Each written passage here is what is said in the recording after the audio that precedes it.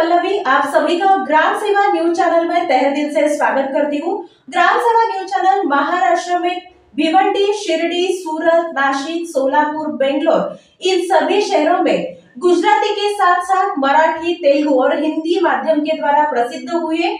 आज ही ग्राम सेवा news channel को सबस्क्राइब करें, शेअर करें और लाईक। चिंचोळी एमआयडीसी मधील प्रिसिजन कॅम्पशाफ्ट्स लिमिटेडच्या प्रकल्पाला भेट दिली। जागतिक पातळीवर कॅम्पशाफ्ट निर्मितीमध्ये सोलापूरचे नाव आणि प्रतिमा सकारात्मक पोहोचवणाऱ्या कंपनीची ही भेट सर्वांसाठी अत्यंत शैक्षणिक आणि प्रेरणादायी ठरली। या औद्योगिक दौऱ्यादरम्यान सर्व सदस्यांनी वेळेचे व्यवस्थापन, स्वच्छता, मानव संसाधन आणि व्यवस्थापन यासारख्या महत्त्वाच्या बाबी शिकल्या।